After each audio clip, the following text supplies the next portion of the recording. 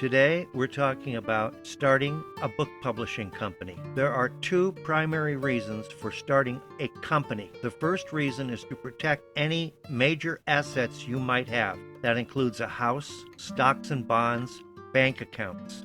The second reason goes hand in hand with the first reason, and that's if you intend to publish other people's books other than your own, or if you're publishing nonfiction books where you might get into trouble with copyright infringement, slander, or libel. The best way to protect yourself is to either start an LLC or an incorporation. For those of you outside the United States, corporations are the only way usually. LLCs are right now only in the United States. Each state offers an LLC, and each state has different requirements and different fees. We will cover this in a separate video in which we're going to show you the different fees and the different charges. Same thing with incorporation. For today, understand that the LLC is easier to do, cheaper to do, less of a hassle, and protects you just as well as an incorporation. A corporation allows you to be an employee, whereas an LLC doesn't. And like I say, when we get into the differences between the LLC and the incorporation, you'll see how that works. But if your publishing company isn't making a lot of money, that is irrelevant. Under the LLC, you have to pay your own income taxes and your own Social Security taxes from the money that your company makes. With the incorporation, the company withholds money for your income taxes and pays half your Social Security and half your Medicare. So those are the two primary considerations that you want to look at when deciding to go with either an LLC or what is called an S corporation. The next thing you need to do with starting a publishing company is to buy a block of ISBNs from the ISBN service, which in America is Bowker, in Australia is Bowker, in the UK it's Nielsen. And we'll give you a list of the ISBN sources so you can check and see where you get them from in your country. In Canada, they're free to Canadian citizens. In America, one is $125, 10 is $300, 100 is $600, and 1,000 is $1,500. If you're intending to publish other people's books, you probably should look at buying the 100 ISBN block, because it takes generally 2 to 5 ISBNs per book. A hard copy needs one, a soft copy needs one, an e-published book needs one, and if you're doing audiobooks, they need one. So, getting 10 for $300 may only cover 2 or 3 or 4 books. The next thing to look at is if you've got foot traffic, if you've actually got an office, or you actually intend to have employees, like a secretary come in, or an accountant come in, or a webmaster to come in to your house, or to a business address, you need liability insurance. And it should be worth about $1 million.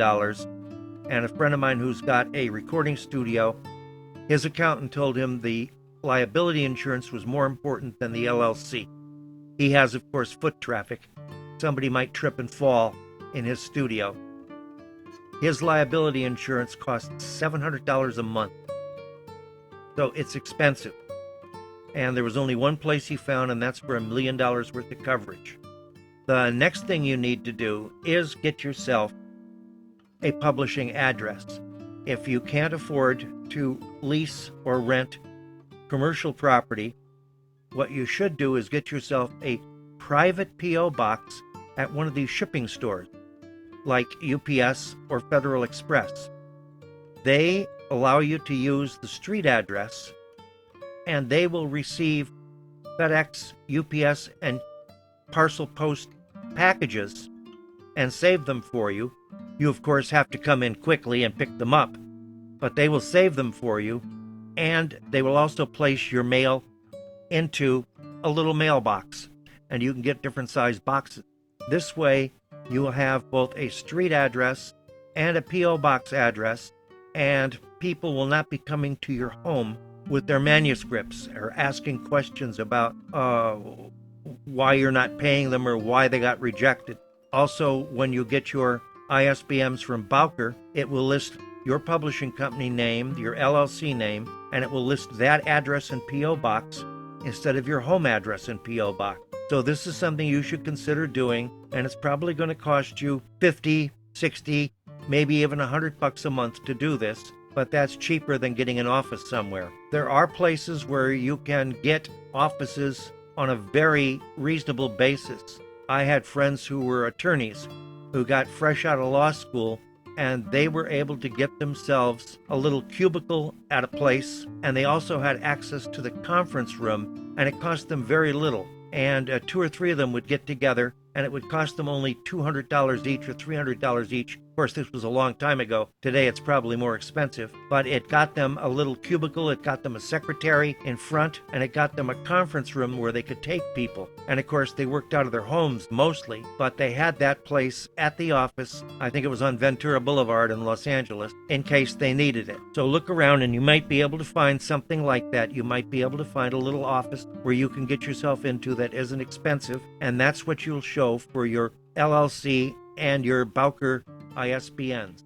You also should look at getting a resale permit or what's called a seller's permit in some places. This allows you to get out of paying sales tax. When you buy your books from KDP or Ingram Spark, they tack on sales tax to those books, which is like $1 a book, and that cuts into your profits. This allows you to order books from them without sales tax, and it also allows you to buy other items for stock or the processing of books yourself without sales tax, but you ultimately have to either pay use tax or resell it to somebody else and pay sales tax to the state.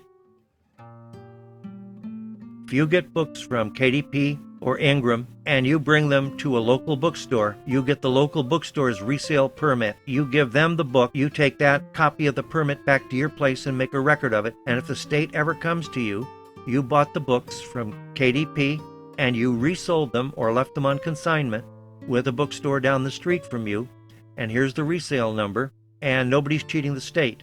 And when that bookstore sells your book, they're going to charge the customer for the full $12, $15, $20 plus sales tax.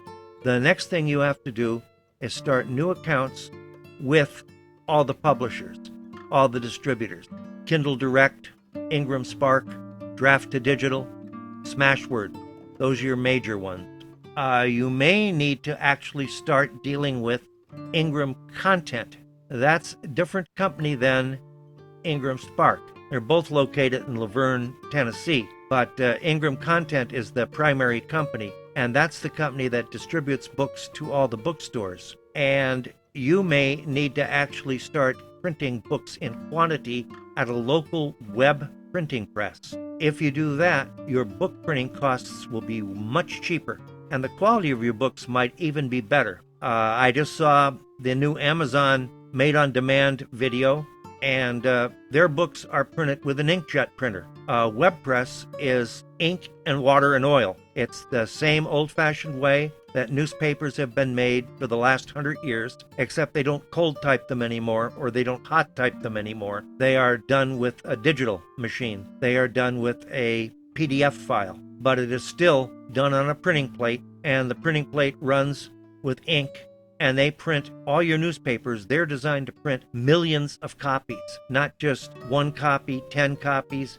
500 copies. So your pricing can be cheaper, plus there will not be that shipping charge from Ingram or KDP, which starts at like $350, $450. So my book, which costs $285 to print, when I receive it at my home from KDP, after they tack on shipping, handling, and sales tax, it cost me $10. 2 books cost me $12. You're not going to make a profit reselling them at a local bookstore when you're paying $10 a book on a book that costs $15 retail. you're going to have to up that price to $20, and that makes the book hard to sell. So you have to look at reducing that cost, which is by getting rid of the sales tax, by having 50 books sent to you at a time, which is going to reduce the shipping charges. It will start off at $3.50 or $4.50 and then be $1 per book extra. So 50 books is going to cost you $55 to ship. If you find a local web press who will print you 1,000 or 2,000 books in 5x7 size, not only might it look better, might the binding be better, it may not be crimped on the binding side like the digital books are crimped at both Ingram and KDP, and it might cost less. You might be able to get your books for $2 each, $2.25 each, maybe even $1.75 each if you get the right quantity. One writer here gets his books done at Book Printing in Utah and Salt Lake City, and he goes there and picks them up. They're a web press, so he gets a large order at a time, 500 or 1,000 at a time. And he goes to Salt Lake City in his car or truck and picks them up and takes them home and distributes them. I read about one nurse who wrote about her COVID experiences. She used a hybrid printer, which, as we all know, cost her probably $3,000-$4,000. She sold 1,000 books directly, and she ordered another 1,000. So she made her money back.